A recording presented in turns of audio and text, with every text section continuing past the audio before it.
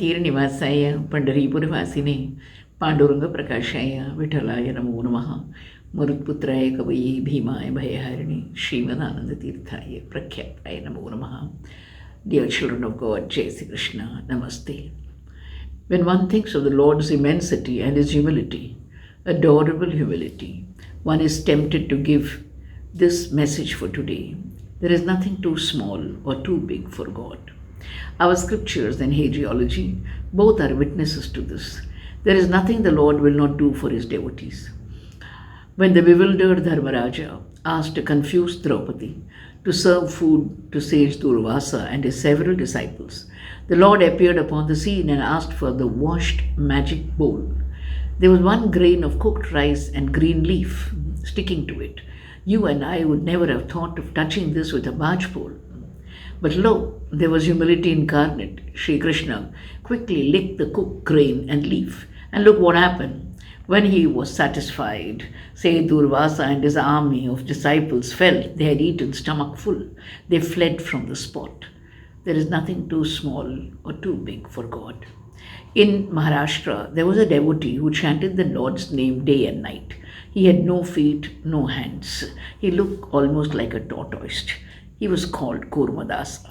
Lord Vittala served him day and night like a nurse, cleaned him, gave him a bath, fed him, clothed him, sat beside him when he slept. He rolled on the ground in open street when the devotee desired to reach the temple, rolling in the holy dust. There is nothing too small or too big for God. Today is Pradosha. Look at what the Lord did to a devotee. There was a woman devotee whose daughter had labor pain. But lo, the river was in flood. Her house was cut off from the main village. Lord Shiva came as a midwife, helped in the delivery and disappeared. When the human midwife arrived, Lord Shiva proved that there is nothing too small or too big for God. Dear devotees, our Master's heart is larger than the sky and deeper than the sea. On the battlefield, Lord Krishna proved how he was God incarnate in order to assure Arjuna that he was in the safest hands, in order to convince him that his chauffeur was not the cowherd boy of Vrindavan, in order to console him that he was not alone in the world.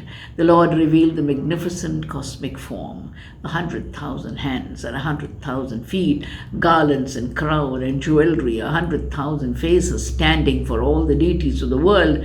This awesome figure of the Lord made Arjuna bow down and confess to him that he is the greatest of all by his power and his abounding love. There is nothing too small or too big for God.